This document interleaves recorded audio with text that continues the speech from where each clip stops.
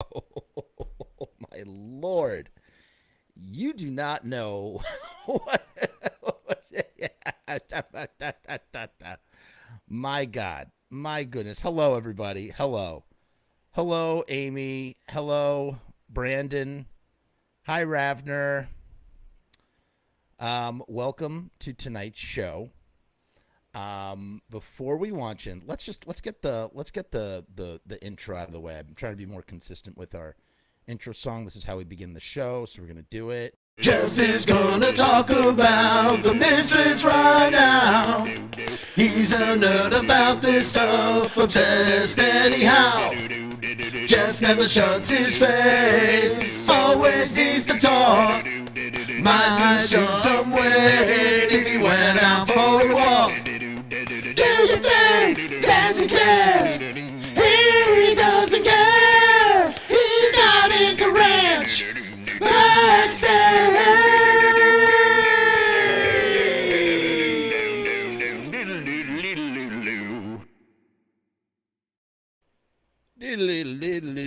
Okay, we're back in the basement. We're bone dry. I mean, not bone dry. Yeah, we're pretty bone dry, actually. So here's what happened yesterday. For those of you who may or may not have bared witness to this, this is what's up, Von Doom? Shout out to Von Doom for being a YouTube member. Thank you for the support, my friend. I throw the devil horns right back to you, good sir. Here's what happened yesterday. So this is like at the beginning of the TV show, previously on streaming Evilive. I had a guest on, Anthony Arrigo. He was the second AD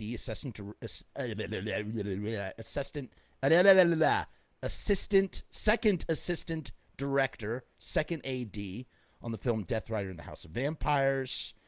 And we're just having a grand old time. Like, really, I'm like stoked about how this episode is going. I'm loving. We're getting some good information. We're learning something about the movie industry. What's up, Roomorg? I hope you and your family were safe and dry yesterday. Truly, freaking having a great time learning stuff about Death Rider. I had a lot of questions about Death Rider, and I was hoping to get some of them answered. I wanted to, analyze the film and, talk about Danzig's progression. And all of a sudden, we had gotten these warnings. I'd gotten them on my phone. We've had them in the past. Last time, remember we were going to do the New Zealand episode, I think it was. We were talking to, I think it was Nigel from New Zealand about when the one time Danzig went to New Zealand in 1994 and his crazy sort of backstage story. And that turned into a tornado. There was a tornado warning. The whole family was in the basement, and so we had to stop the show. We had to come back, do another show. Well, yesterday, as I'm talking to Anthony, here's what you guys didn't see if you were watching the stream. So off to that side right there, I start to see my wife like sort of fussing around in the corner, and she's, sometimes she'll coming back and forth when I'm broadcasting, doing laundry and whatnot. And, she knows the drill. If I'm broadcasting, I'm broadcasting. I try to, I keep a tunnel vision as much as possible. You know how much ADD I have and how many tangents I can go off. So it's like, I got to like make sure I'm zeroed in or else I'll be wandering around my room, right? And so she's doing stuff, and I think she's dealing with laundry because I see towels, and I'm just trying to intently listen to what Anthony is saying. And she starts like Jeff. I'm just like, oh, come on. Like, what is so important right now? We're in the middle of the show. Like, I just want to do this thing. Yes, leaving is in Death Rider. I was shocked to see that. I was not aware that he was in the film. I'm going, what is going on, right? And freaking she keeps like kind of like I finally turn my head around in the middle of Anthony's explanation of something. And right behind me, right over here, I don't know, I'm going to sort of tilt this down. All of this area is covered in water. I feel it. I feel the water on the back of my heels. And, I have like a power strip right here. I've got plugs. I've got, all sorts of machinery. And I'm going, oh my God, I got to stop what I'm doing right now, because if I don't, I might get electrocuted. Our house is like being destroyed. I have all my records, my 7-inches, my comic books, my DVDs, my Blu-rays. You saw Anthony's impressive collection of Blu-rays. I have a less impressive collection, but a collection nonetheless that I cherish, and several records that are definitely worth some worth some loot. And all my stuff, my possessions, my hard drives, my tape archive, everything is down here in this basement. Everything is kind of lifted up miraculously, even though we must have gotten a 1/4 inch of water down here. The whole floor was covered with water, but we managed, in a team of 2, my wife and I, from the moment I ended this stream, what's going on? Myself and my wife toiled till 3 a.m. We got the shop vac. I was soaking up the water. It was like we were fighting. We were fighting the rising waters. She had, in Israel, it's called a magav, it's a squeegee. She was basically mopping the floor, pushing the water out through our house. If you saw my little blog, you saw what was going on. Pushing the water out through our garage. And we just kept this up. There was we discovered that there's a crack in the concrete blocks in our laundry room right next door to here, and it was like a fountain. It was like a faucet of water just pouring in. It was terrifying. It is terrifying when it's happening. And I'll say this much: I wanted to just everything is safe. Amy is asking if everything is safe. Everything is safe. Everything. That's the point. The overall point of my story is that I feel, and even in the middle of it, I felt immensely grateful, because as I was in panic mode, I start thinking in my head, I'm going, okay, I'm taking inventory of every valuable I have in this basement, and I'm so sorry to hear about that, Alan. And going, okay, everything's kind of safe. Like, everything is risen up off the ground. We're moving stuff around. We're shuffling things around, and it's gonna be okay. The water is supposed to stop at 11:30, and then it went to 12:30, and then it was till 2:30. So we just kept doing the thing, because the groundwater, there was so much rain, there was so much groundwater. It had soaked up from the accumulation. We got so much rainfall that we don't normally get here in New York. And we kept trying to keep a positive mental attitude. I'd be lying if I didn't say there were a couple of yelling matches between the wife and I, trying to get everything, the back and forth. But in between that, it was like, gotta stay calm, gotta keep your eyes on the prize. This is gonna stop eventually. Took the shop vac and straight up put it against the wall, sucking the water out of the wall instead of off the floor. All crazy madness. And, like I said, I feel really grateful, because people lost their lives yesterday. A dude was eaten by an alligator. No joke. Dude was straight up eaten by an alligator in Louisiana, because the water was so high and big old gators came. So it's, and the fact that we're doing the show 24 hours later, that we're able to get the basement studio office back in, back in the swing of things, I feel grateful, and I'm really happy that Anthony is back. He's waiting in the wings right now as he listens to me tell this tale. He's waiting in the wings, and we are now going to pick up where we left off last time with our story. Not our story, it wasn't a story, just talking about the making of this film and some of the aesthetic things, and chatting with Anthony. Hi, Rebecca. I hope you are safe and dry in Louisiana.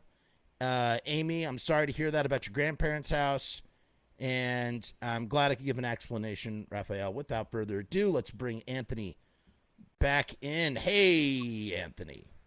Hi. Hello. Hello. So what were we talking about? Jeez. I remember what we were talking about.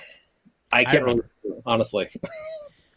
So, without re-explaining everything we spoke about yesterday, we initially go back and watch the first half of this episode. It's now a two-parter, not by choice, but that's just the way it is.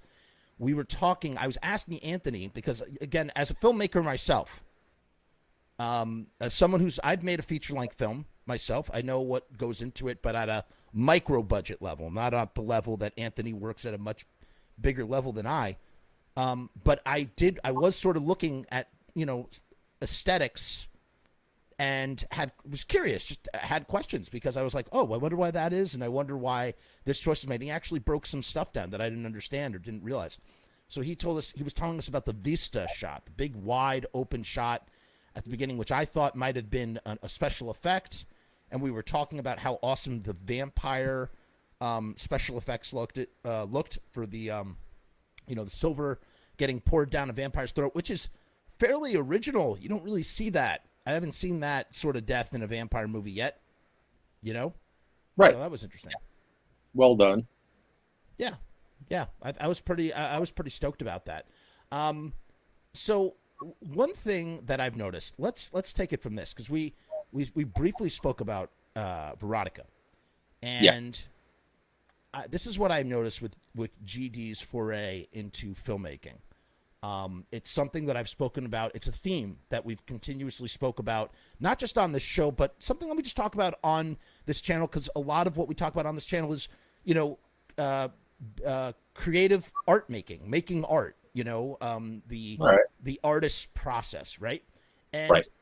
I once heard, and maybe you'll agree with me, Anthony, maybe you won't. I'd love to hear your 2 cents on and whether this applies. When you're making something, especially when it's a film, if you're a director, we were talking about the auteur stuff too. When you're when you're making a film, you are trying to bridge 2 things. You are trying to bridge your taste with your ability.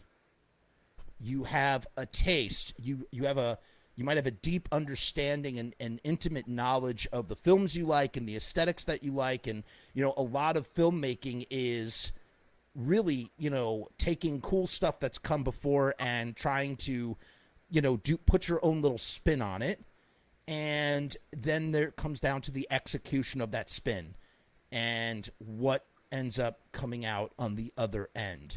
And I feel like for Glenn Danzig, like many filmmakers, he is simply, have been 2 exercises in him trying to bridge his taste, which he has quite a palate, his intimate understanding of spaghetti westerns and, 70s Euro slasher stuff and Bava and all this and that, and trying to bring his filmmaking, elevate his filmmaking to meet that standard.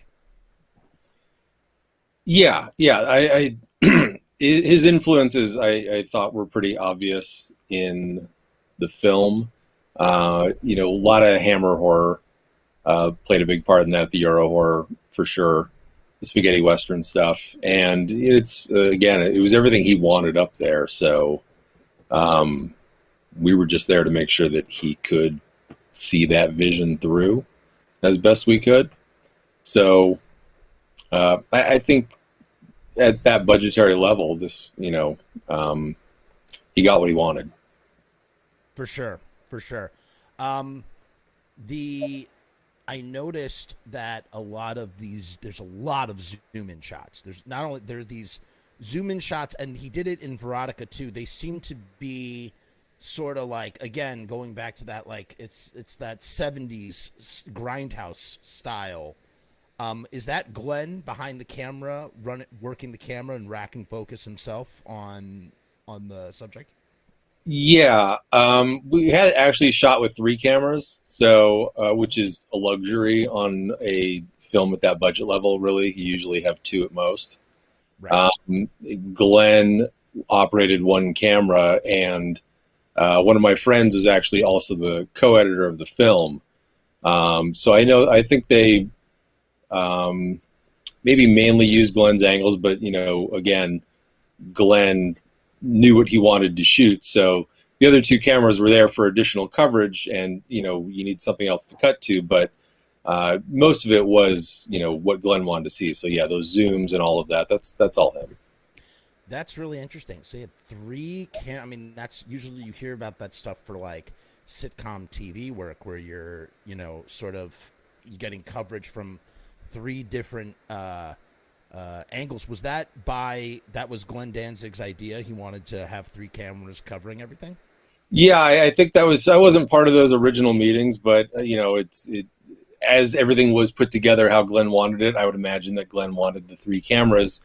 I will tell you, it makes the days go very quickly. Wow. If anybody knows anything about production work, your average day is 12 hours, and it goes up from there. So to have 3 cameras, pretty much guaranteed that you'd have a 12-hour day. Now, I'm assuming if this was digital, that means that you have 3 dedicated DIs for each camera, or you got one team working around the clock to back stuff up? We just had one. We just had one DIT. Wow. Yeah. My volume is low. Really? Volume is low? Do I sound low right now? Why is that? I was just bragging to Anthony off screen about how my setup sounds so much better, or I think my setup sounds so much better, and you're telling me otherwise. Anthony, do you hear me? Okay. I can hear you just fine. What about now? What about now? What about now? I must be peaking. Hello, hello, hello. All right. It is what it is. I'll just get real close to the microphone. Hopefully that's better. It's clear, just low? What? I don't know what else to do, you guys. This is about as high as it gets. So how long was the total shoot, Anthony? I think it was 21 or 23 days, something like that. Okay. That's pretty, for a low budget something, that's pretty... These things are usually like 15-day shoots. So right. We had a little bit more time than usual on this one. Right. Now, so you got to really you were around a lot of very interesting people. I didn't realize, I was shocked to see Lee Ving in the film. I did not realize that he was in the movie. That must have been awesome. He came in for a day or something? We had Lee for a few days. Yeah, he's super cool, really chill guy. Would sing to us when he was hanging out in the back waiting to go on. Just like the nicest guy. Old punk rock dude. So he started late. He was in his mid-30s, I think, when they started doing Fear. Something like that. I never listened to Fear, honestly. So I only knew Lee because he had sung on a Dave Mustaine side project called MD45 that I knew him from, which I'm sure to Lee Ving fans sounds horrible, but I wasn't too familiar with his work before, but really nice guy. I'd recommend the first album. The first album is the Fear the record is really, really solid if you are into other punk rock besides the Misfits. We didn't talk about that. You said you were a Danzig fan. I'm actually not. The only punk rock that I like is the Misfits. Okay, that makes a lot of sense. What you're more in the metal metal realm, or I was always an '80s metal guy. Like, gotcha.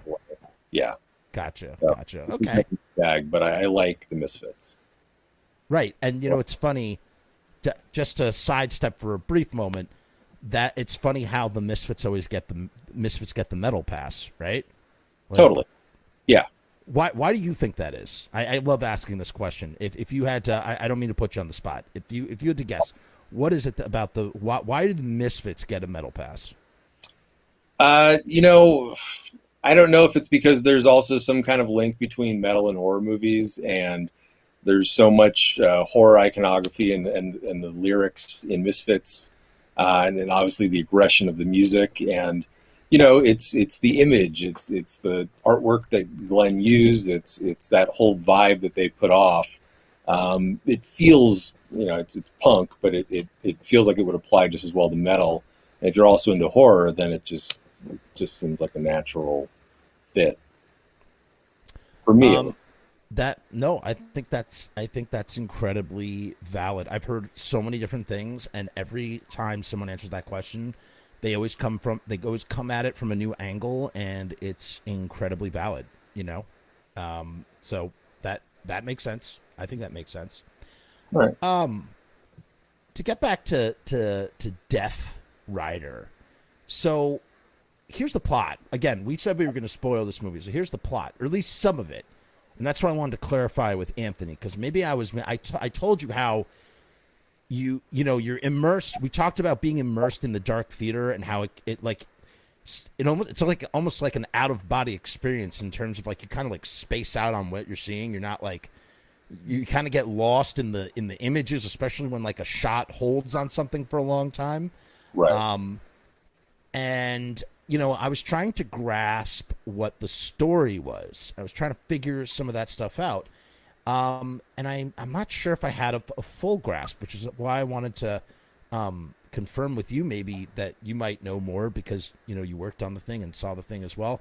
That okay, so essentially what you have here, again, spoilers, if you have not seen it, do not get off the stream now. I hope I sound loud enough.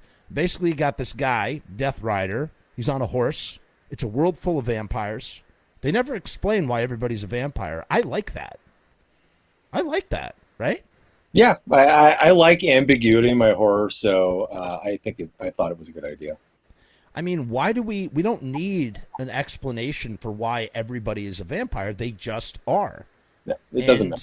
Yeah, it totally doesn't matter. I actually thought that was a really great, unique hook. I think Glenn is capable of incredibly unique, creative, fresh ideas. And it's just that maybe the way that he goes about executing them could be better suited if he delegated more to others. But as we said, we understand that he wants to be in a tour. Yes. So you have these people. You have this guy, Death Rider. He's riding on a horse. Your classic, man with no name. He's just the Death Rider. Literally calls himself like Rider. Wears a leather kerchief, as the girl Mina calls it. He wears a leather kerchief, and he's got a well-endowed girl, and he's riding towards this place called Sanctuary. Another cool idea. Again, I think Glenn is a great idea man in this kind of way. Just like he comes up with a great setup. He bumps into Danny Trejo, who's a vampire, because everybody's a vampire. Except, here's the one thing. And again, I don't mind films. I don't know about you, Anthony. Like, well, I guess you just said you don't necessarily need an explanation, but like I kind of like it. I don't know what you would call this. It's not dream logic. It's just surreal logic, like where it goes unexplained, but you're not upset that it wasn't explained. Yeah, I agree with that. So there's no explanation for this well-endowed girl on a there's no explanation for this well-endowed girl on the back of the horse who's not a vampire. So there are non-vampires in this vampire world, but it's a vampire-ruled world. Right. I guess. Yeah, I'm assuming she was some kind of I don't know how many humans are left, but sorry, I saw somebody's comment about Sundown, which is a great movie, by the way. I just assume, yeah, she's some kind of virginal sacrifice for the vampires, and that's something that obviously appeals to them enough to let him into Sanctuary. Right, so that's the price. Pass, yeah, that's the price. That's the price, and I mean, you that's in the synopsis. You could read that on IMDb, and so, but she's not a vampire, and then they bump into Danny Trejo, who is a vampire, and he's all like, he's all talking about how he's gonna kill Death Rider, I guess, and Death Rider runs really, really fast, like really fast. You never see any vampire run fast after this one time that he runs really, really fast. Yes. Anthony, were there more times that maybe this got cut? Was there a lot of extra footage that was sort of like, or do you remember scenes being shot that didn't end up in the final film? I can tell you that the script was about 56 pages. So getting that thing up to 90 minutes, that's why a lot of these shots are longer. You know, it was a very short script, so we didn't really shoot anything that didn't wind up on screen. So it's interesting that Anthony says this. Again, we were talking about some film-related terms and terminology before. Well, there's a rule of thumb in filmmaking, and it goes like this. 1 page of screenplay is supposed to equal 1 minute of screen time. So if you have a screenplay that's 56 pages, it will approximately... Now, this isn't set in stone, and frankly, it's somewhat of a myth, as you can see with Death Rider and the House of Vampires. But you essentially are supposed to get 56. It's a way of sort of knowing what your total runtime could be if you're just still if it's still just on the page, if you haven't gone into production yet. And so that's not always the case, though. Sometimes you might have a script that's 76 pages and then you wind up with 104 minutes. Like that could happen. Sometimes you think of stuff while you're on set. Some of the best moments in films are thought up right there in production, split second. Great example, Blade Runner. Everybody talks about Blade Runner. Rutger Hauer gets his lines, thinks it's too long and too crazy, and basically re-edits his monologue to just be these things about the glistening beams or whatever, and the tankers on fire off of Orion, and it's considered to be one of the greatest monologues. That was thought up on the spot, you know, or like very quickly on set. So sometimes things miraculously, serendipitously happen on set, but in this case, I mean, 56 pages for a 90-page script is very, I mean, that's crazy. That is really, really, really light. That's a light. I was a little surprised by how short the script seemed, but, you know, again, in Glenn's head, he knows how long he's going to hold these shots and the length of what these scenes are going to wind up being. So 56 pages seems short to me based on what I usually work on, but he knew that they would equal out to probably about 90 minutes. So, you know, that's where the film is at. He made a meal. He made a meal out of those 56 pages and pulled it out like Laffy Taffy. And so, yeah, so after he he goes toe to toe with Danny Trejo, he runs really, really fast, punches him out, ties him down to burn. Danny Trejo's really sad about it. He's calling out. He's calling him these names, calling out. They make it to they ride a lot more. There's more riding. The film is Death Rider in the House of Vampires, after all. So the first, however many minutes, I didn't know, I wasn't looking at my watch, there's riding, and then the rest of the movie is a House of Vampires. So it's on brand. And, sorry, go ahead. What were you saying? Said it delivers on the title. Yeah. It delivers on the title. We get to the House of Vampires. He knocks on the door. He's got his entry fee, which is this young endowed lady that was on the horse, who's scantily clad, if that at all, and they let her in. They're all vampires, and they just take her away. We don't see what happens to her. He goes before this count played by Julian Sands, the warlock himself. And he's great. He's really great in it. Like he's doing the best that he can with the material and giving it his all, and you could see it. And the lighting reminds me actually very much kind of like the lighting I have here a little bit. Like it's very intense neon lights in this main throne room. Yeah. These are Glenn has these little U-Stellar lights that he likes to use, like these old lights, but they've got this really nice blue light.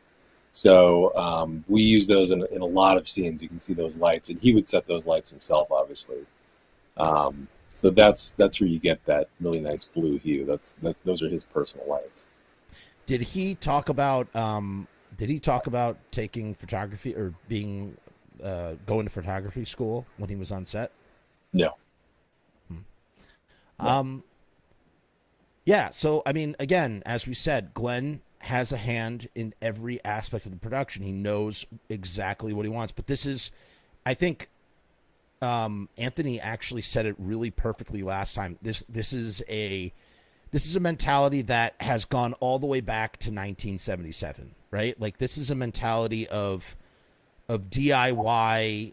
I'm going to do this my way.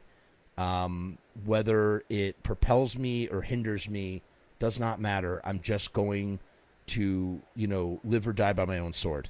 And I guess it's been no different with these films. And so you have Julian Sands acting it up. There are these guys, they're monk guys, they're doing their monk thing. They're like monk vampires. You kind of forget everybody's a vampire after a while, right? Because they're all vampires. So it doesn't even... It's like, God, what's that movie? It's like Blade 2, right? Because, like, the vampires don't even feel like vampires because then you have the other vampires that are vampires. Right. Yeah. Right? True. Which is a great idea, too. I love Blade 2. It's a good sequel. Oh, phenomenal sequel, truly. And you know what else, too? This is really, well, we'll talk about that later. Predator films. I just rewatched Predator 2. So blown away. I want to make a whole video about it, but so blown away by Predator 2. Underrated. So underrated. So now Death Rider, he gets shown to his room. There is I don't even know her name. She's just a lady, a debutante. Maybe she's a lady of the night. Who is she supposed to be? Are we talking about Kim Director? Yes. Yeah. Yeah. A lady of the night, I suppose. Yeah, okay. She's a lady of the night. She's the girlfriend of a main character in the film. I guess it's not really a spoiler, but yeah. Oh, what? Who? The Count? No. Like in the film, she's with. You're talking about Kim Director is with Bad Battery. Oh, I did not. I don't know why I did not put two and two together with that, or maybe I missed something. Oh, they were together at the end of the movie. Right. Yes, I remember when he's standing up when he sees Death Rider riding off, and they're like, "We're gonna get you someday," or whatever. Right. Okay, that makes sense. That's what I got from it, at least. Yeah. No. Listen. Like I said, that's why. Again, I had questions. I was. Maybe I wasn't as paying attention and didn't realize that in the moment. But I mean, now that you say it, it definitely makes sense. So then she has an assistant named Mina, and Mina's kind of she's a little ditzy, and they're both attracted to Death Rider, and she says the Kim Director's character says. Hands off, he's mine. And, obviously that's not going to be the case later on. And there's some seduction. He goes to his room. He decides to lie down. And then here is our first plot reveal. I don't know, what would you call this? A plot twist, a plot reversal? Not a plot reversal, a plot reveal. I would say this would be the beginning of Act 2, right? Sure. Yeah. Right? Because we learn that there's more to Death Rider than just being a rider of death. He's got this, what is that? Like a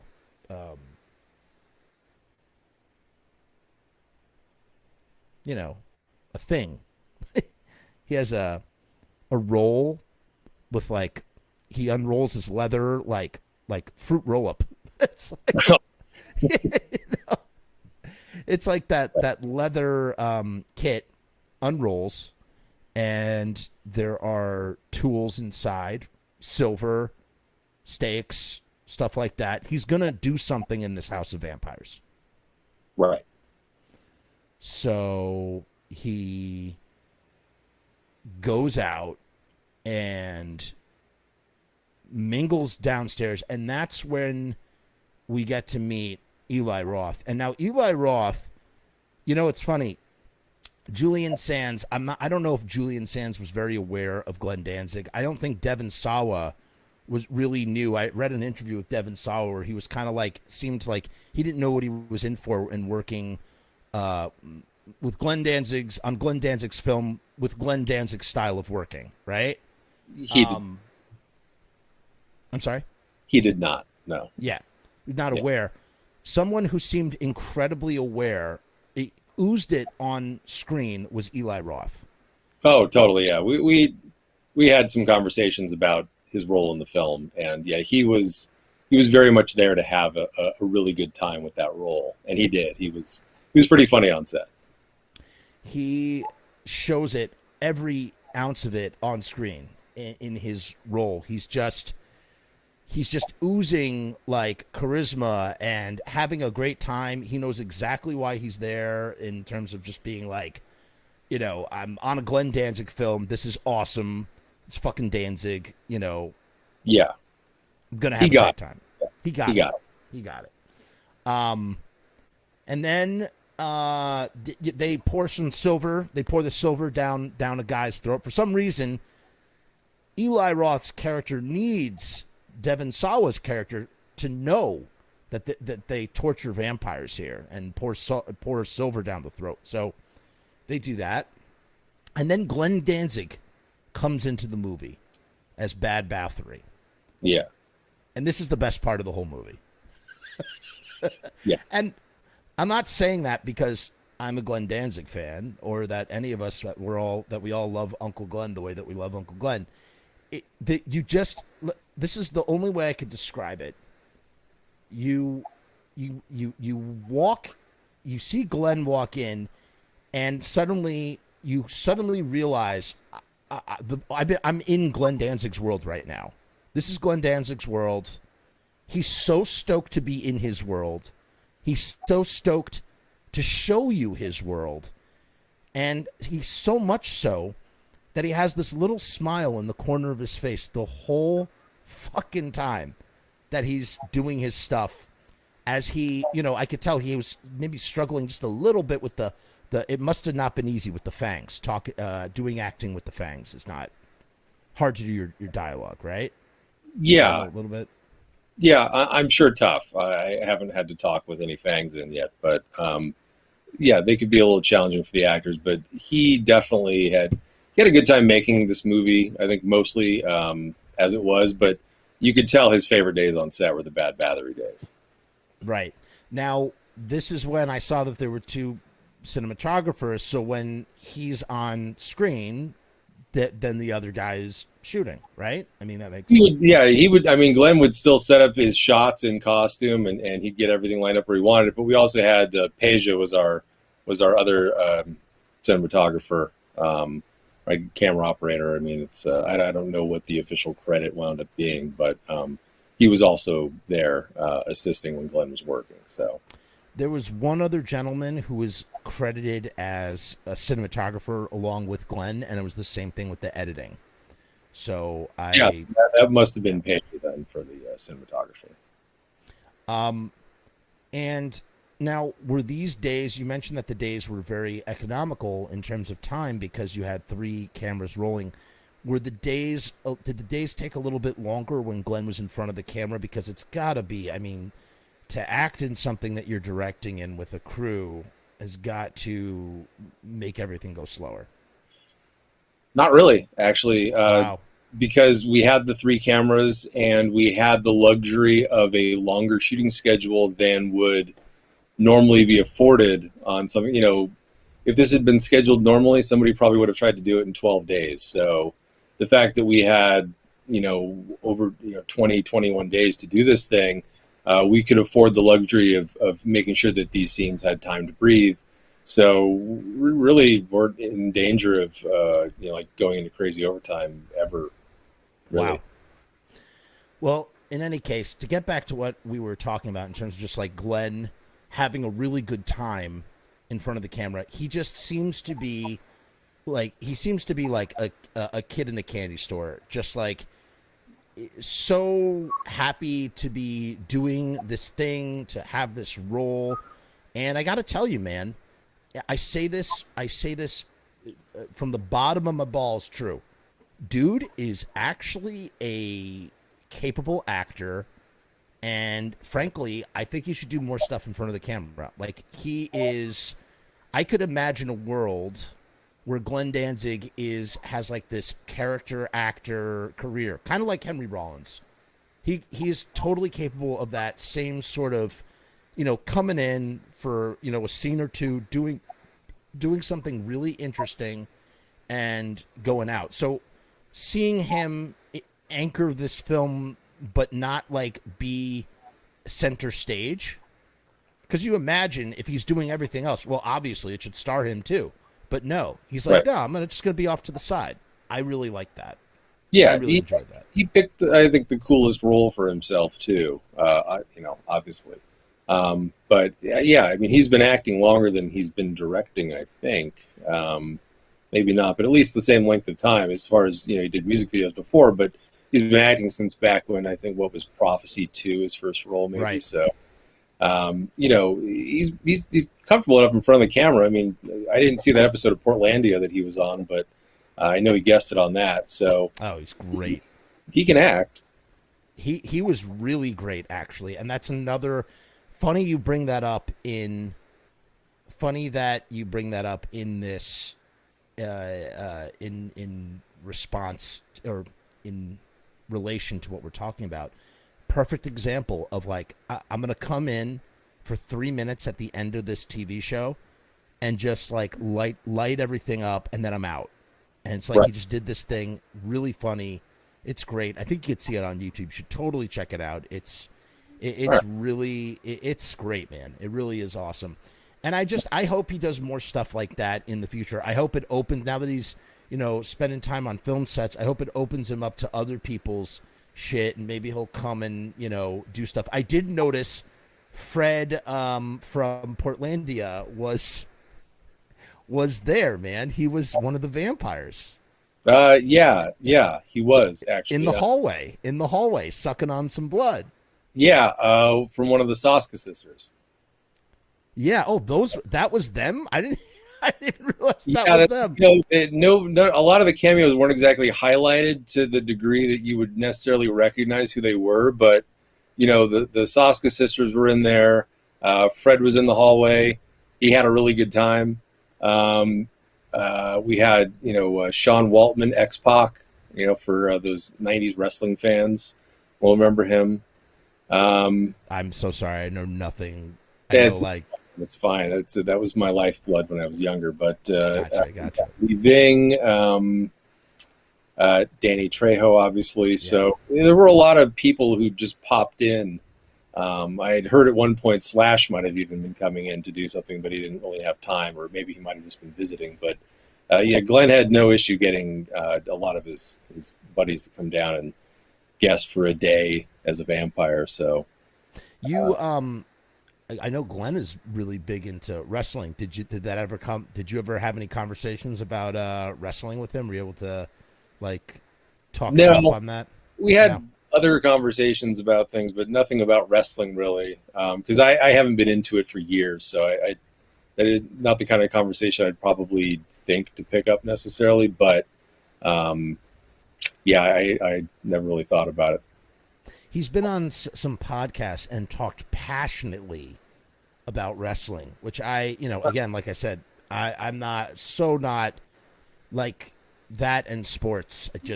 I'm not a sports guy at all. Just when I was younger, I was all about WWF. Well, I mean, if you're going to not be into sports but be into a sport, I guess wrestling is like the perfect sport for the non-sport people, right? It's a male soap opera anyway, so right. It's entertaining, and there's a level of athleticism that you can't deny, even if it's fake. So there was a video of Fred Armiston and Carrie from Portlandia, and also Slater Kinney. They're like in some car. I think this is before they met Glenn. They drive by Glenn Danzig's old house, the one that everybody visits. Yeah, go ahead, do your thing. I'll fill the dead air. Anthony did it for me yesterday, so I shall do it. Look at all Anthony's movies. Look at that. Look at that library. He's like a modern day Edgar Allan Poe with his, or who's the narrator in The Raven? Who is the guy who's telling the story about the Raven? among his books of lore. These are Anthony's books of lore that we're seeing in the background.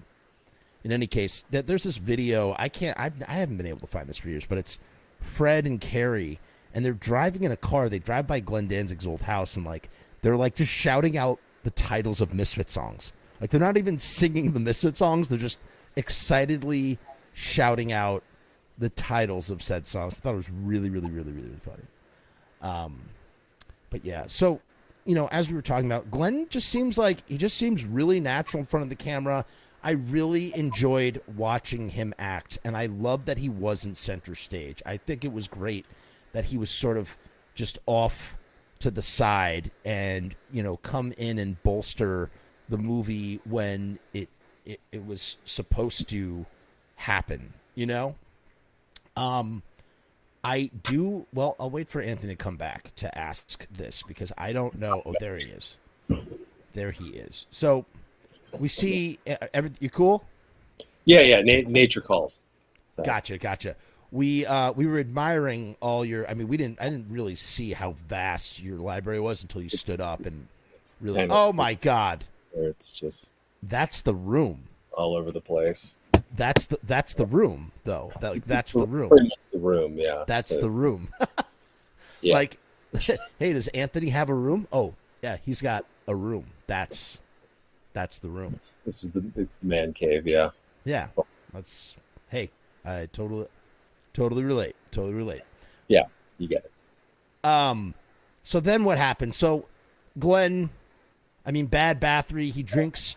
So then they let all these, I guess they're prostitutes. They just all come out.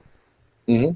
You know, it's a little From Dusk Till Dawn-ish. It's kind of like a reverse From Dusk Till Dawn where, you know, unsuspecting people come into a bar full of vampires and get their blood dranked and whatnot. Yeah. You know, pretty standard. Then, all right, this was interesting.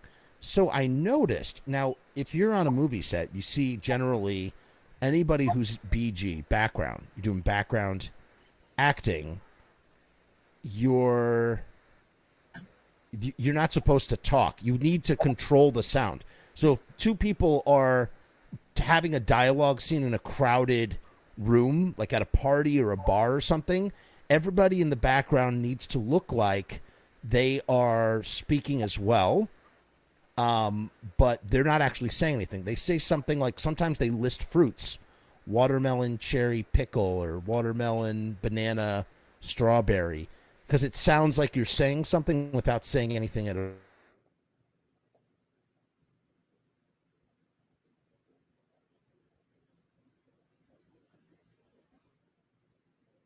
Post-production, but it left me scratching my head, and I was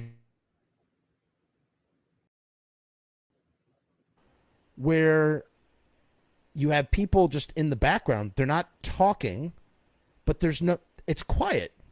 There's a little bit of Foley, and that's it. There's nothing else going on.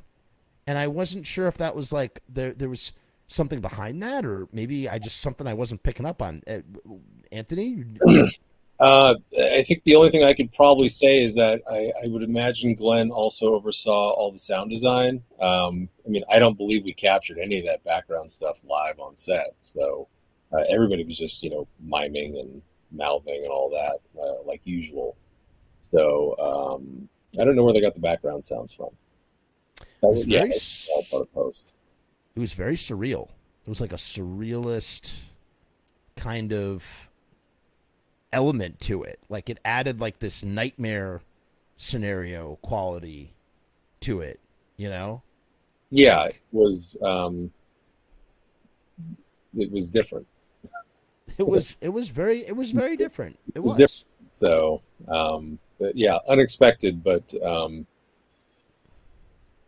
yeah, I'm sure he did all the sound design stuff as well, and the mixing and the sound editing and all of that. You know, I do like some of the mixes on some Danzig stuff, but I really wish, I know Glenn Danzig's done the mixing on all of his records. We've spoken about this before. I wish he would bring some other ears into the mix. Maybe he does, and I just don't realize it. But I feel like I really want. I really wish that he would. He produces his own stuff. I really want to see Glenn work with a producer, like a different producer, and just see what direction they would take him, with his song ideas, and see where it would go. Yeah, I'll agree because I always like to hear different sounds, but just based on what I've heard, I don't think that would be likely. Right. I think especially now with just the way that the music industry has gone and how everything has changed so much, he's very protective of his sound and how he wants things to be. And again, it's back to that DIY approach. So I think he's always just going to handle his own production and mastering and all of that. I will say the flip side of that is I was really, because I was not really into Skeletons. I was not really into Black Laden Crown, but I absolutely was bowled over by the Danzig Sings Elvis. I like that record a lot. I think that's great. Skeletons had some good tracks. It was hit or miss for me. Same with Black Laden Crown. I thought there were some really strong songs on that, but I'm one of those guys that just keeps going back to the first 4 albums all the time, pretty much. So, his new stuff is what it is. If he never does, if he doesn't do, he's talked about how he may not record more music in the future. If Danzig Sings Elvis is the period at the end of the musical sentence for Glenn Danzig, I think it's a good one. And I think that Pocket Full of Rainbows might be one of the best things he's recorded in 25 years. I just think it's stupendous. Big fan. Be a fitting note to go out on if it was. Yeah. But sure. Who knows if inspiration strikes him, maybe he'll do another record. I'm curious to hear I'm assuming some kind of soundtrack for Death Rider has got to be coming out. So I don't know what else he recorded other than what we heard in the film. Let's talk about that for a minute. I do have to say I was a little underwhelmed in the soundtrack department on certain levels. Because here's the thing. The opening song is really, really great. I loved it. I really, really loved it a lot. But I felt like every other music cue was not nearly at the caliber of that opening song. And the reason why I think that is, and again, this is just what I came up with in my head, was because he's doing so much stuff. He's spread so thin trying to do all this stuff that, I feel like he let some of the score suffer. It was neglected a little bit. It could have been, I wish that the ultimate truth is, while I thought it was very interesting to see Glenn handle the camera and editing duties and all this stuff. At the same time, I almost wish he would have brought other people in and let them do their things, that he could focus on the music and bring the music up a little bit more, because some of it's very minimalist. It's a very minimalist score in certain places, and I just wish it had the same energy as that opening track, which is just great. Yeah, I totally agree with that. I thought the opening track was really good, and I was actually surprised that the score was so sparse throughout the film. Because when he was talking about the Morricone vibe, I expected to hear a little bit more of that throughout the film. I thought what was there was all good. I agree that the highlight is definitely the title track. I don't know why the scoring was so minimal. Maybe he just wanted to focus more on the images than anything.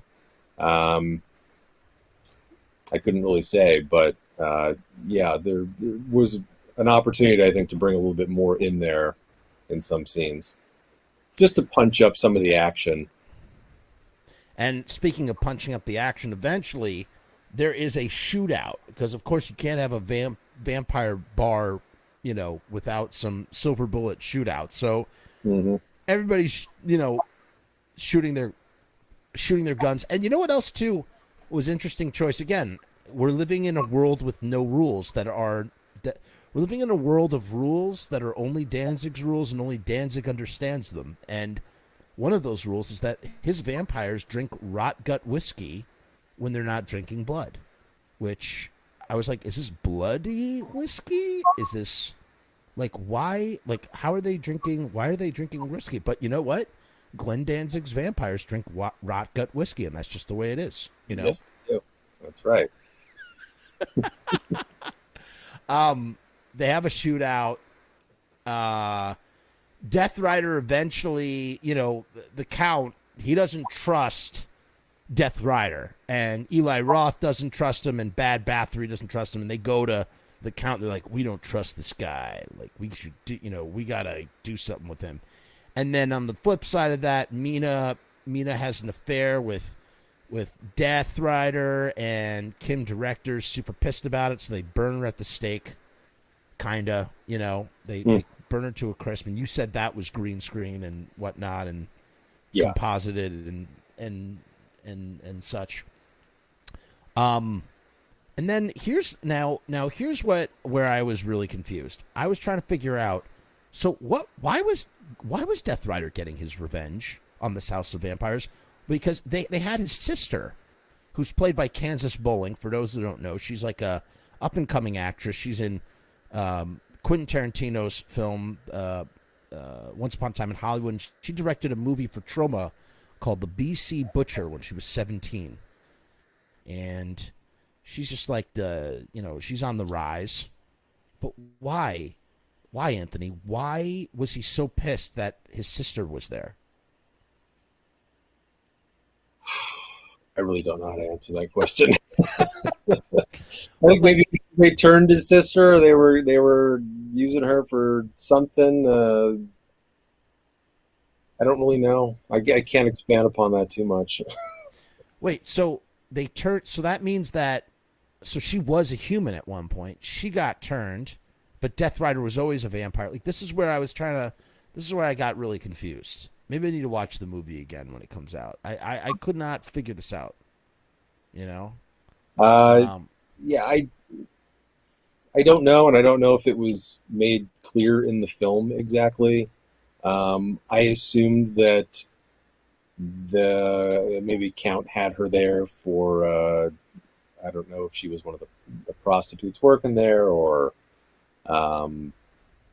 maybe. Well, they were all there. There were girls lined in coffins, or they were like cult girls. I was trying to figure it out. And basically, I don't know. It could have just been that it looked really cool on camera. I'm not sure. This is true. And ultimately, Death Rider, he brings her mercy. He frees her from this vampire existence, which doesn't seem like such a bad existence of being a vampire. Like, it's not like these vampires, they try to stay out of the sun, but for the most part, they seem to have, like, they just kind of do their thing. So is it like, why is it so okay for him to be a vampire but not her to be a vampire? I don't know. It just, that part was, I was trying to figure that out. And then Julian Sands talks for a really long time. Yes. Really long time about how he's gonna really give it to Death Rider. And then Death Rider gets him and he catches fire. And Death Rider leaves. He's followed out by Bad Bathory and Kim Director's character, and they look out over the horizon. And now Death Rider, he's taken the girl, the virgin sacrifice that he came with, but now she's a vampire. And they ride off together into the night. And supposedly there's going to be a sequel. I hope so. I want to see more. I want to see whatever Glenn wants to do. What kind of material would you like to see Glenn Danzig tackle next? Well, I know that I think there's been some talk of a sequel, but Glenn was saying that he wants to do like a kung fu movie. So, because he's big into kung fu, so if he gets an opportunity, maybe he might do something with kung fu. Maybe he might do another horror movie. I'm happy to watch whatever he wants to do. I wouldn't mind seeing him doing something other than horror, just to see where else he wants to branch off into. I mean, we got horror with Veronica, and then we got like a horror western with this. So, like be a kung fu horror movie or something could be cool. I feel like no matter what, there's going to be horror involved if it's Glenn Danzig. Like, you can't, like, there's no way around it. Like, there's going to be some sort of horrific element. I think it's up to us to theorize now what that element might be. What would you, what element would you fuse? Maybe, werewolves, like, werewolf kung fu movie would be interesting. Problem is most werewolf movies suck, and unless you've got like a really good werewolf suit or a really good budget to make a great looking werewolf, it's just going to be a shitty movie. I think most werewolf movies more of them are bad than good. What is your favorite werewolf movie?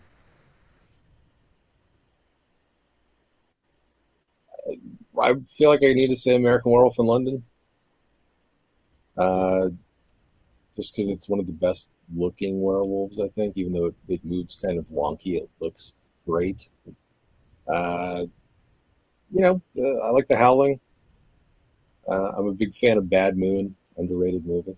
Oh, Bad Moon is fun. Really fun. Yeah, not great, but fun. But there haven't been a lot of great ones out there, so I wouldn't mind seeing him do maybe something like I don't know, something like Angels and Demons seems more up his alley, I would think. But I don't really know. I feel like he could go in a lot of different directions, honestly. I like what Robbie says here. Robbie Bloodshed says a violent crime movie would be cool for Glenn to tackle. Maybe going back to his Jersey Italian roots and tackling something mob related or just violent crime. Oh, Chris puts a good point too. Something noir, some sort of like neo-noir film might be interesting. Might work out really well as well. Yeah. He knows how to set mood, so yeah, something like that I think is in his wheelhouse. I have to say my favorite werewolf film, hands down, it doesn't get talked about enough. My favorite werewolf film, motherfucking Dog Soldiers, is one of the. Look, Chris and I said it at the same time. Dog Soldiers. Dog Soldiers is such a fun werewolf movie because it just fuses. I mean, it's part action. He really is. Neil Marshall is almost like a horror version of James Cameron in a weird kind of way. And it's basically Night of the Living Dead with werewolves and soldiers. And the werewolves look phenomenal. You never see them for very long. They're very rarely seen in lots of quick jump cutting, action editing. These are nasty werewolves that eat their victims, and I wish they would make a sequel. Were they talking about making a sequel? I can't remember. Yeah, they are, but it's just been forever. Yeah, might have been too long. It's a great film though. It's really, really, really fun. Yeah. Truly. Talk about werewolves needing to look good because, I mean, they put them. These actors, they're on stilts. Like they feel very. There's a real organic sense to these werewolves. Yes. Even though we don't know what there's no such thing as werewolf anatomy, but this feels like lycanthropy anatomy a little bit. I would say. Yeah, I would agree. Yeah. So I think that might work. But yeah, a violent crime thriller for Glenn Danzig, a violent crime noir would be very, very interesting. And they get to do all the gore without being firmly rooted in horror. And, who knows? Maybe get Glenn and Jerry and Doyle in there playing some enforcers. Just sort of in the background. That would be interesting too. I don't know. I think it'd be really, really great. What was the vibe on set generally? Like, Was it just was it really like run and gun? Was it loose? Was it really tight because you only had 23 days? It was a little tense. I wouldn't say it was a run and gun because we shot almost all of it in one area. Most of it was shot at Heritage Square Park, which is in the LA area, like kind of just, not too far outside of the downtown area. But there's this whole little block that's just all historical homes, and they're very old, and so those interiors all matched what Glenn was looking for. So, like, a lot of sanctuary was in this old church that was on the property. So, it was, I guess, a little bit tense on set only because, Glenn very much ran the show, and, he's still, I guess, figuring out a lot of aspects of production. So, Gotcha. It was just a bit of well, again, it kind of goes back to if he could do it all himself, he would. Right. So, right. Having to have all these different departments working together, but all needing to be on his exact page, it took a minute for all of us to kind of see what his vision was and get there with him. So, some days were a lot more chill than others, but that's the same on any production ever. Right. So, this was just a little atypical in some of the ways that he wanted to run the set, but at least for me, I need to be super malleable in my position to at least, be able to work with different directors and their styles. So that was just how I approached it, and so, but also being a fan and knowing a bit about Glenn before I came into the project, I kind of knew what to expect just in terms of his demeanor and attitude and the way that he would probably want things done. So, so I think that gave me a slightly different perspective on things than most of the crew who were just, non-union people in LA who don't give a fuck who anybody is on set. Right. What was it like? By the way, I do agree with Von Doom said here. He said, I always thought Glenn should do an animated film of Paradise Lost with the Black Aria as the score. That's actually a really interesting idea. I could totally see him doing something like that in the world of animation. So but you know Glenn Danzig, like, or at least in the sense that you worked for Glenn Danzig. So what was that like? I mean, that must have been awesome being a fan. Because we talked about how you started, you're a fan first, and then you got on the show, and then you find out it's Glenn Danzig, and you're like, holy shit, I'm a big Danzig fan. So how do you navigate that? Do you let him know that you're a little bit of a fan, or do you you play it completely cool, like straight dry, like just like, oh yeah, hey Glenn, what's up? Here's some coffee. What's up? Just doing a thing. Oh, we're gonna do that now? Yeah, cool. Like that's kind of more or less how I that's how I play it on set with most people anyway. Like, right. It's different. If I were at a concert and I went, to the buses afterward to meet Glenn, I'm going there as a fan, and it's a different experience. When I'm on set with Glenn, we're all, at the end of the day, everybody on set is just another employee. Right. So, in that sense, it was. It was surreal to be working alongside of him, but I knew that I was working alongside of him for a reason because I had a job that he needed me to do on set. Right.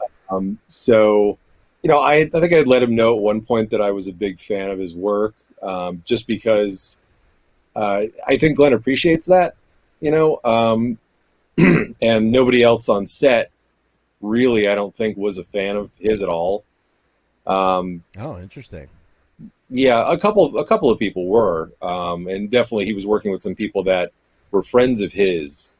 But again, you're just pulling together this crew from around the LA area, and a lot of these people are younger kids that may not necessarily be into. They may not even know who Danzig is. So yeah, I had a bit of a different experience as a fan on this, but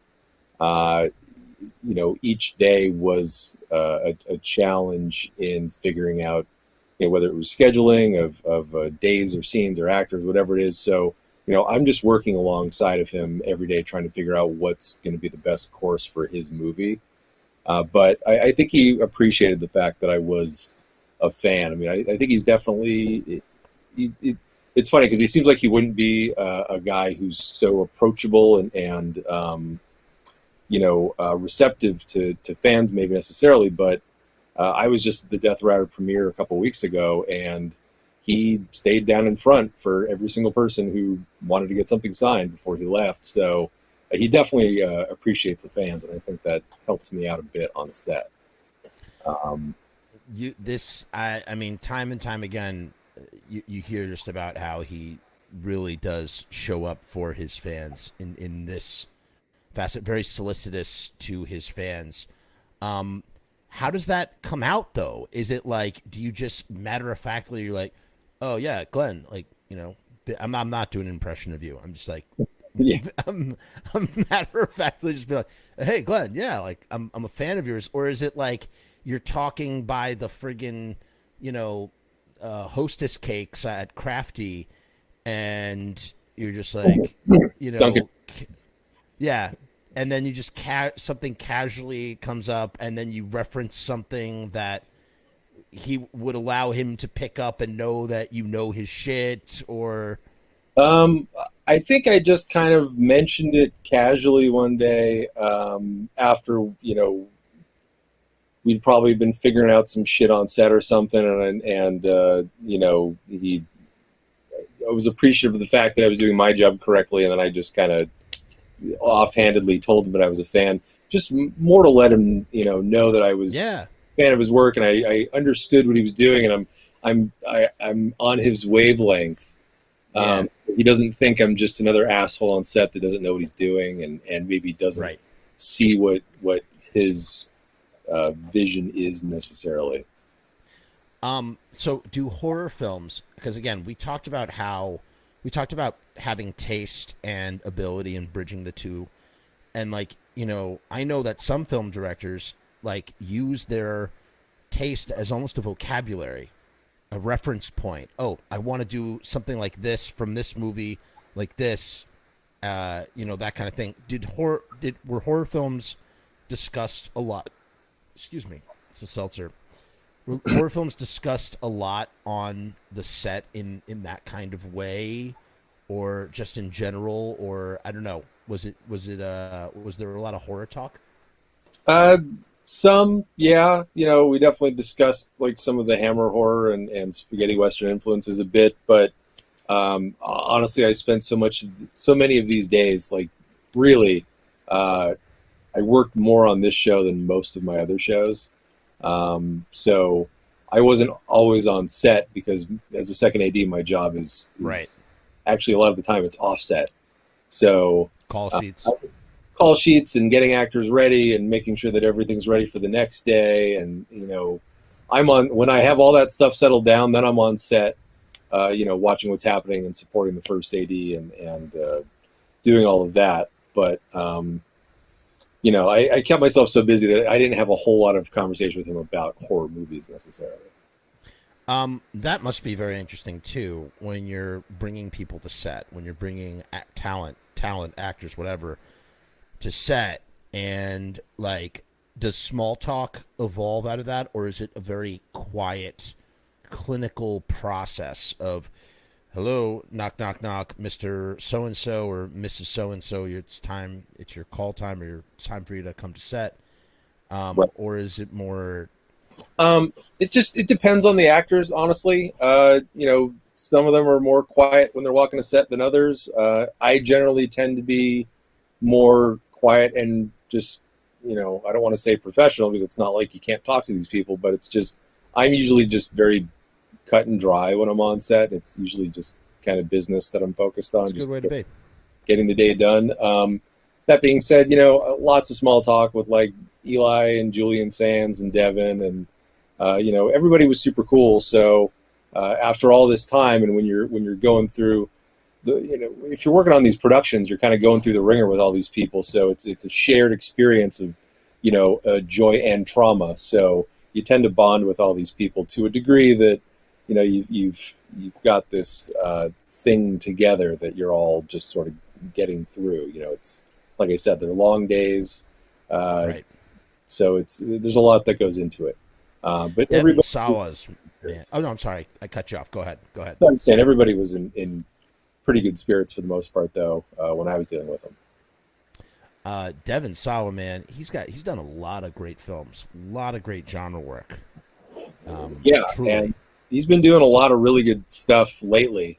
Yes, interesting movies. Hunter. I didn't see Hunter yet, but I saw him in The Fanatic, which I thought was. I really enjoyed The Fanatic. Everybody hates The Fanatic. I love The Fanatic. If you've ever gone to a convention, you've met John Travolta's character 100 times. So, okay, and it's directed by Fred Durst.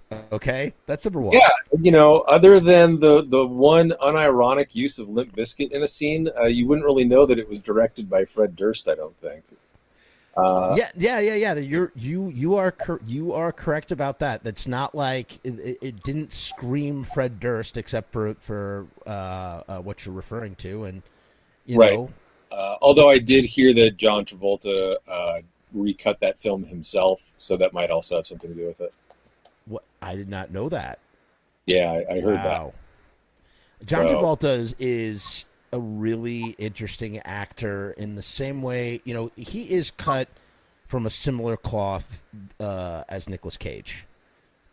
They are very similar in that they can get very into these very weird characters and weird accents and weird mannerisms and things. Well, what you're supposed to do when you're an actor anyway. But right, yeah, he commits to this role in Fanatic in a way that really surprised me. And you feel, guys, spoilers if you haven't seen this movie. I don't give a shit. Spoilers if you haven't seen this movie. The ending is so it's cruel. Like. You feel not cruel, maybe that's not the right word. You feel sorrow for. I felt sorrow for his character a little bit, that he pushed it so far and then he got his eye poked out. It's so fucked up. Yeah, and I did feel bad for him at the end. That whole sequence in the house is just pure insanity. People really truly insane. People really do need to watch this movie and ignore the low 1.5 score on Letterboxd it currently enjoys. It has 1.5 on Letterboxd? Yeah. Wow. Awful. Wow. It's hard, man. I do, for a while I was like, I'm not going to score. I'm just going to say that I saw the film. I'm not going to leave scores. And then I was like, that's kind of a cop-out too. But it's hard sometimes to come up with a score for certain times I'm watching stuff. I'm kind of like, there are some films that I give 5 stars. Like, a great example, like Predator, I gave 5 stars. Is a Predator a 5-star film? It's not. But for me it is, I guess. It's absolutely a 5-star. Right? Like, absolutely. It's a weird dichotomy where you're kind of rating things, like where there are some films that are both critically acclaimed and box office, like Jaws. Like, Jaws is a masterpiece, like a perfect, flawless masterpiece. It's always going to be 5 stars. But you wouldn't put Predator in the same arena as Jaws, and yet here I am giving both 5 stars because it means something to me, and I really enjoy this film, and therefore it's 5 stars to me. Yeah, and that's how I tend to rate films. Really, is it's mostly my enjoyment level of the film, and then also how is it as an actual film. But if it's 5-star entertainment, then it's going to get a 5-star rating. It's because if you give Predator and Jaws both 5 stars, it's not. You're right. It's not putting them both in the same league, and you can't compare Predator to Jaws. But they're both 5-star films in their respective categories, I think. There is a film you have Shudder. Yeah. There's a film, I don't know if it's still on Shudder. I watched it, I want to say in the spring. I think it's called Game of Death. and it's like a board game. Takes a sample of blood from everybody. If you don't kill someone within a certain amount of time, then your head explodes. And very standard sort of like that's just the setup, but very sort of standard like type of like we've seen that movie 100 times or a variation of that film. Sure. But this one, not only is this one really, really, really well done, the pacing is excellent. It comes in at like 74 minutes long. And yeah, I like really short films, like short features. I think I really admire them and their ability to, when they're really well done, to be so, it's really, really nice when you nail it and it's 74 minutes have passed and the movie's over. I think that's really cool. Right. Yeah. I know exactly what you mean. Is that a new movie?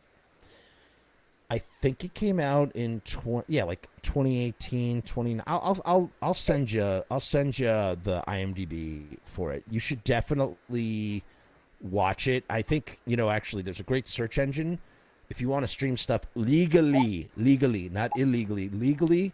It searches all the streaming platforms like Hulu and Shudder and whatever, Netflix, and shows you where things are streaming. It's called justwatch.com. I use it all the time. It's a great way to find out if a movie is streaming legally on a platform. And also Letterboxd.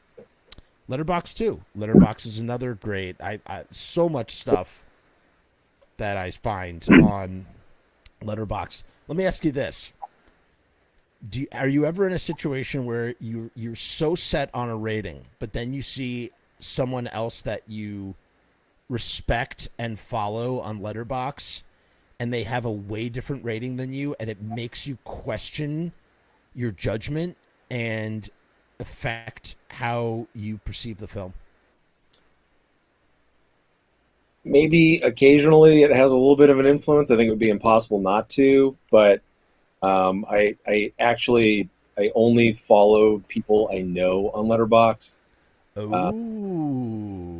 Only because I started following other people that I didn't know, and they were too many people like everything on that site, and then my whole feed is just somebody liked 50 reviews. I can't see anything that my friends are posting, so that's why I just gets messed up. Yeah, exactly. So I if they had a feature to shut that stuff off, I'd probably follow more people because I am interested in reading more opinions. But I'll generally look at my couple friends that I follow, but I don't let it influence me too much because sometimes I'll think about the awful ratings that they give good movies, and then I realize that it's none of this matters. It's all subjective. So I base things purely on my enjoyment. Really, if the movie makes me feel something or not. So I think I'm pretty fair with my ratings, I guess. I try to be as even keeled as possible. It's it's hard. I generally, even if a movie is really bad, I will try and only comment on the things that I liked about it, or like I'll only talk about, or I will critically break down what it was that might have not worked for me, but yes, would never say something sucked or was bad or wouldn't recommend something. If you don't have anything nice to say, then just don't say anything at all, right? I mean, honestly, I still say things even if they're not nice, but I try to put it in a constructive way. That constructive. I'm telling you why it wasn't good, and I like to at least offer up something for where I think it could have been improved. But I think it's important to also take the good with the bad. It can't all be nice comments, I think. Now, here's what's interesting though. Here's another interesting thing about Letterboxd is then you have like the heart function. So I'm giving this only 3 stars, but I'm giving it a heart because I love it so much, even though it's only a 3-star movie. Right. Which makes it different from a 5-star movie somehow, which I might also still give a heart. But it's like the heart is almost like, look, this does not deserve 5 stars, but I love it. Or like this doesn't deserve 4 stars or 3.5 stars, but I love it. and so I'm gonna call it a favorite. And I don't know, like you could have a 1-star movie that might have a heart, you know? Sure. I don't know if I have any of those, but yeah, it's, the acknowledgement that this is not a great film, but there's some merit to it to you for some reason. Right. But then, like, what about a movie like The Room, which is by many considered to be a masterpiece, and at the same time, criticized for its shortcomings? Is The Room, does that make The Room a 5-star movie, or does that make The Room a 1-star movie? Like, because, like, I've never watched The Room. Oh, really? I think it looks awful. I don't think I don't think you can say it's a masterpiece unironically.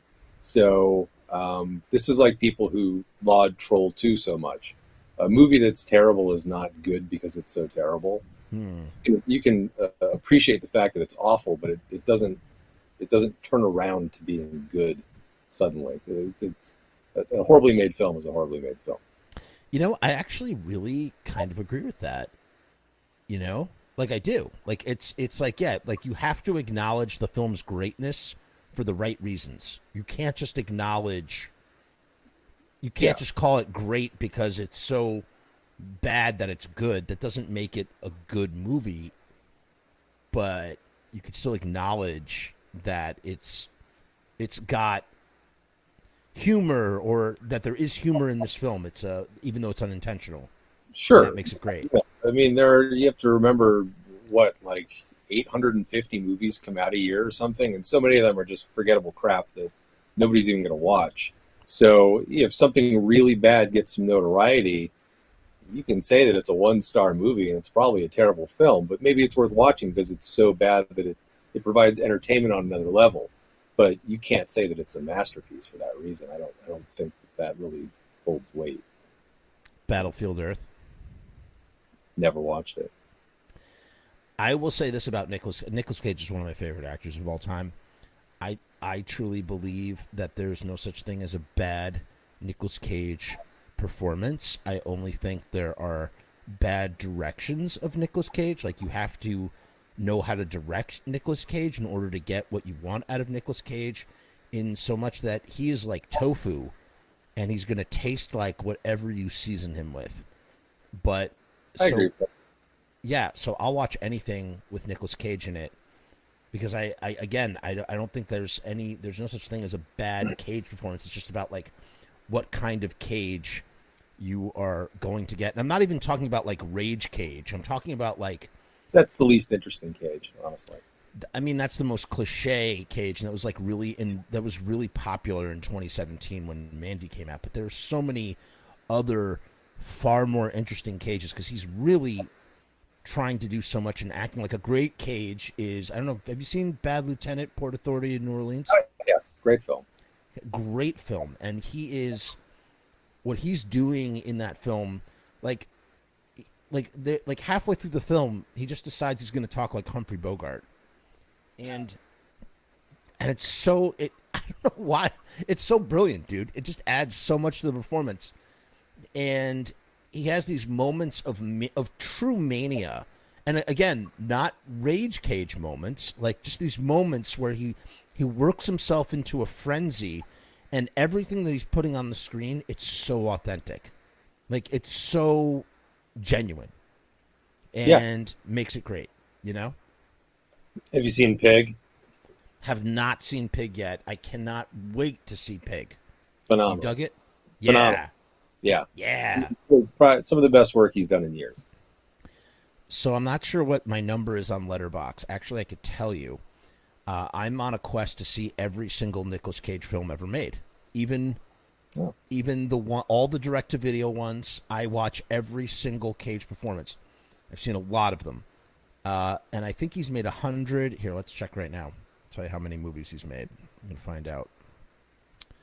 Nicolas Cage has made, as of now, and he puts out like eight or nine movies a year.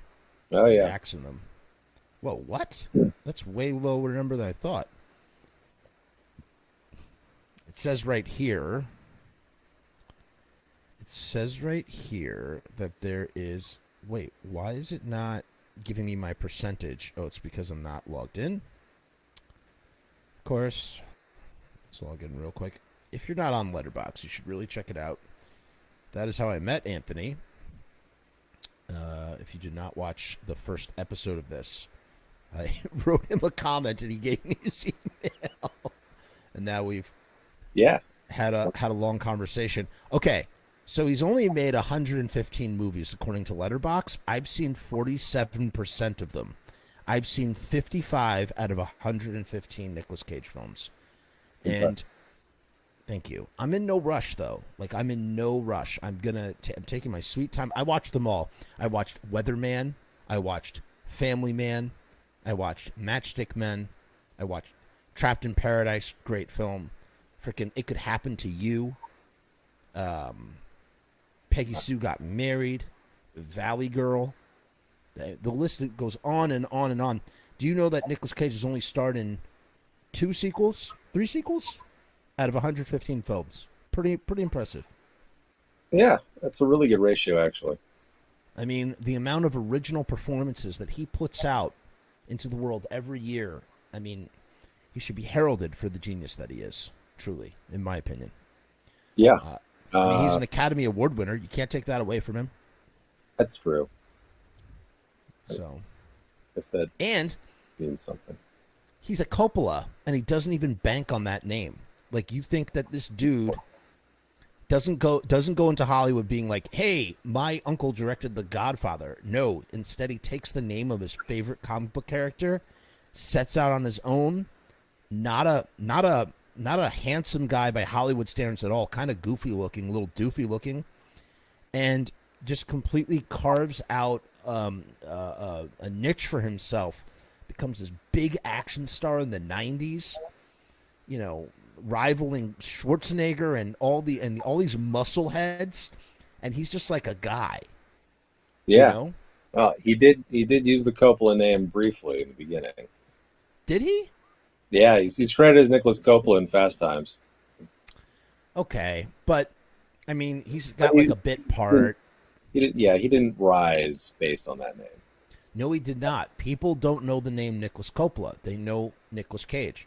And Yes. I bet you if you were to take a poll on the streets of America, Middletown, America, and you ask them, "Hey, who's Nicholas Coppola?" They'd be like, "I don't know." "Who's Nicolas Cage?" "Oh, yeah, that's a Face-Off guy," you know? Yeah, totally. So Nobody know that. Yeah. respect to you, Nicolas Cage. Loves Superman so much that he named his son Kal-El. It's crazy. Yeah. Bold I had a move. friend that was just doing a Western with him up in Montana recently. Oh, I bet that was. What did he say about it? Did he say it was awesome? He said it was awesome. He said he was very cool. He got to do some off-camera dialogue with him while they were filming. So big moment for him. He was very elated. He got to be in a scene off camera with Nicolas Cage. Well, he was ADing it, so he was just Right. reading some off-camera dialogue for him. But he was in the scene even though he wasn't in the scene. Yeah. Yes. I mean, I don't, like, does it get much cooler than that? No, I guess it can get a lot cooler than that, but still. Yeah, I'm hoping to wind up on one of his sets at some point. You know, it sounds like you're a very talented second AD, and the fact that Nicolas Cage does so many fucking movies a year, I would say your percentages, and you're in LA, I would say your percentages are pretty darn great that will happen. I really want that to happen for you. So do I. Yeah. Truly. So, we'll put it out there. We'll see what happens. Yeah, you've put it out into the universe. If it happens, you gotta send me an email. Be like, "Jeff, it's happening. I'm on a Nicolas Cage film." Yeah, Prisoners in a Ghostland. That's the new one. Can't wait for that. Heard some good stuff about that one. There is one, oh my God, what's it called? I think it's called Alien Fighter. He's like a kung fu master fighting an alien from another dimension. Came out like 2 years ago. Pretty gnarly stuff. Pretty great. Actually, it wasn't that great, except for Nicolas Cage. Nicolas Cage was, I mean, it'd be the same thing if Glenn Danzig was doing what Nicolas Cage, appeared as a bit player in these films. I'd watch the film just to watch that performance, and I really think that Glenn Danzig would really, really, really also just sort of make a career for himself as a, character actor. Not that's what he wants to do, but Sure. It'd be nice if he did, though. I remember racing down to Warehouse to rent a copy of Prophecy too, because he was in it. So, Yeah, it was definitely, it was really, really, really interesting to see that. I wish it wasn't so quick. It's so quick. It really You barely is. get to see his face. Yeah, he's hardly in the movie, but it was at the time a very big deal. So, Oh yeah. Yeah. I mean, he also did some anime stuff. He did a Satanica cartoon, I think. Grub Girl did a Grub Right. Girl comic thing.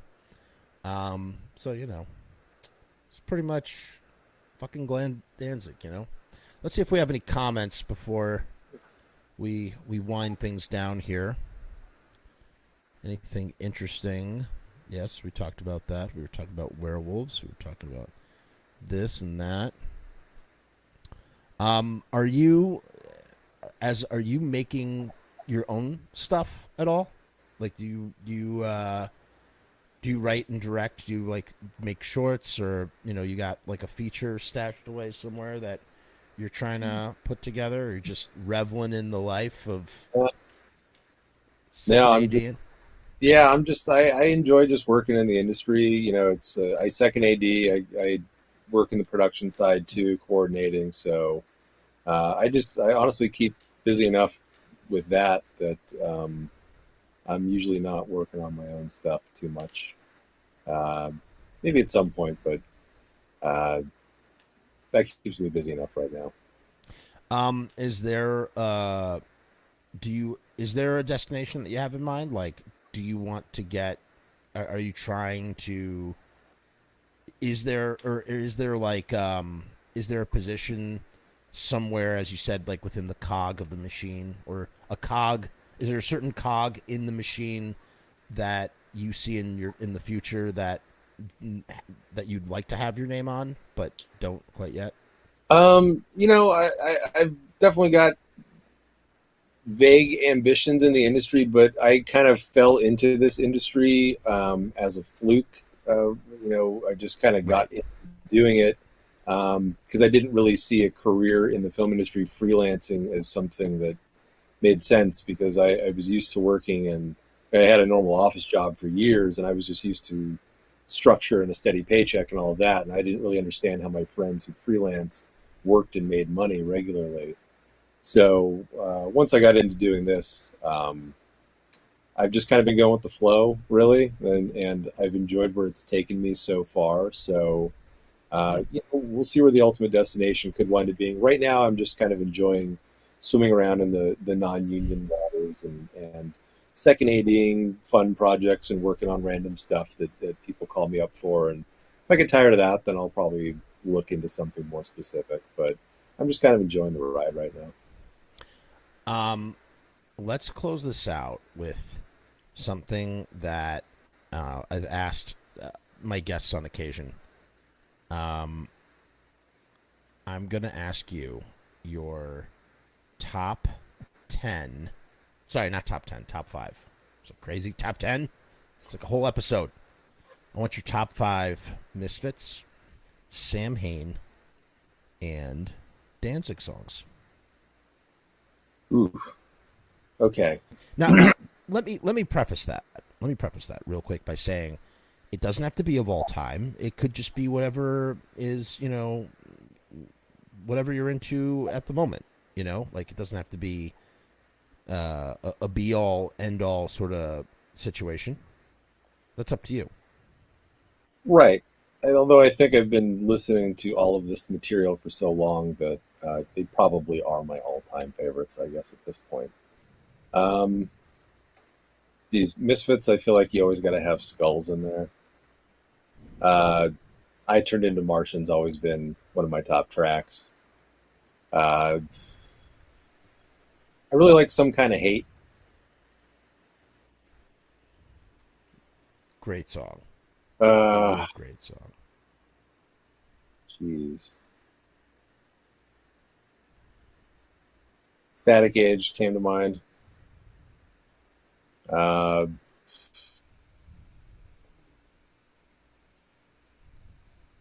Hollywood Babylon. Ooh.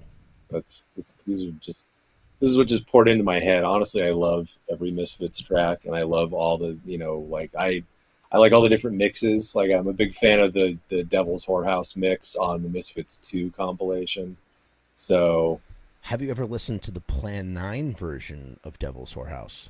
Yeah, I've got the whole Misfits box ripped on my phone, so I constantly will go through all the different versions of those songs and listen to them from all the different sessions. They're so great. They're all unique and wonderful. I agree. Yeah, they are. It's even like when Glenn did his own little solo single with Who Killed Marilyn and Spook City, USA. It's just hearing those different mixes. And Glenn, again, that's Glenn doing everything himself. Geez, Sam Hain, it's really hard because they don't have that much material, but you could just pick almost any 5 off November Coming Fire, because that's always been my favorite album by them forever, really. I love the first album. I like all that material, really, but November Coming Fire, it's any 5 songs off that would be my favorite 5. As far as Danzig goes, I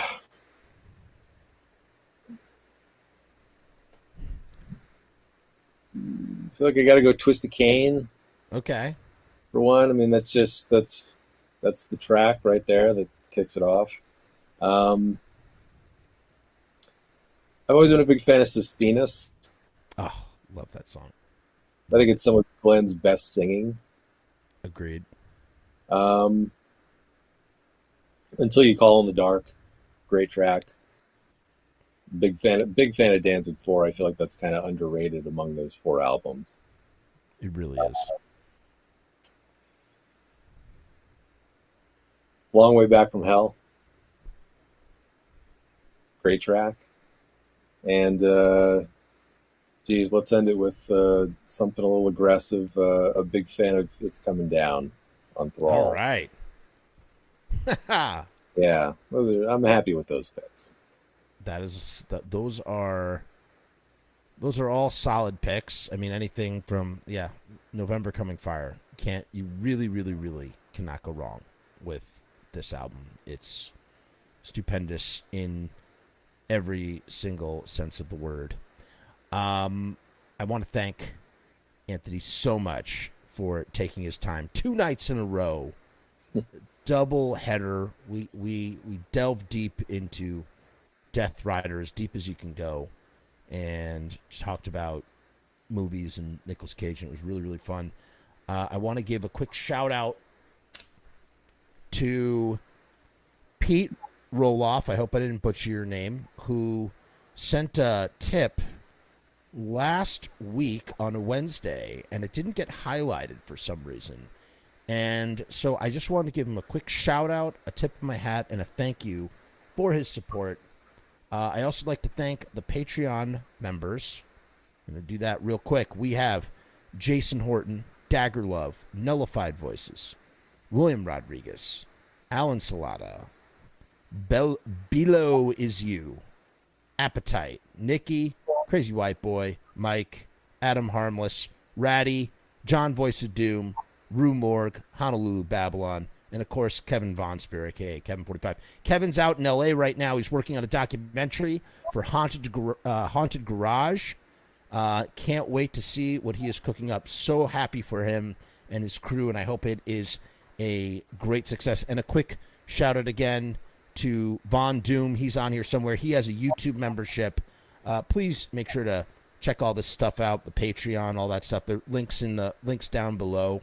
And yeah, I think that's it. We have a nice way of closing. We say on the show, peace and hair grease. That's what we're going to do. We got the peace and the hair grease. And